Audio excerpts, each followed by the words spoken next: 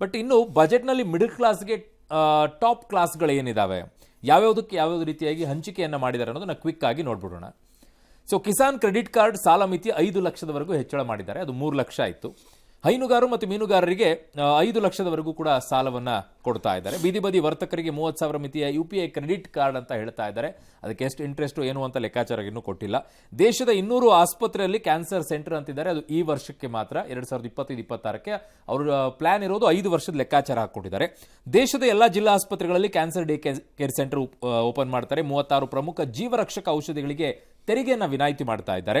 ಎಲ್ಲಾ ಪ್ರಾಥಮಿಕ ಆರೋಗ್ಯ ಕೇಂದ್ರಗಳಿಗೆ ಬ್ರಾಡ್ಬ್ಯಾಂಡ್ ಇಂಟರ್ನೆಟ್ ಅಂತ ಹೇಳ್ತಾ ಇದ್ದಾರೆ. ಎಲ್ಲ ಸರ್ಕಾರಿ ಪ್ರೌಢಶಾಲೆಗಳಿಗೆ ಬ್ರಾಡ್ಬ್ಯಾಂಡ್ ಇಂಟರ್ನೆಟ್ ಅದು ಗ್ರಾಮೀಣಗಳಲ್ಲಿ. ದೇಶದ 100 ಜಿಲ್ಲೆಗಳಲ್ಲಿ PM ಧನಧಾನ್ಯ ಕೃಷಿ ಯೋಜನೆಯನ್ನ ಆರಂಭ ಮಾಡ್ತಾ ಇದ್ದಾರೆ. ನವೋದ್ಯಮಕ್ಕೆ 20 ಕೋಟಿಯವರೆಗೂ ಕಡಿಮೆ ಬಡ್ಡಿ ದರದಲ್ಲಿ ಸಾಲವನ್ನ ಕೊಡ್ತಾ ಇದ್ದಾರೆ. 10 ಕೋಟಿ ಇತ್ತದು.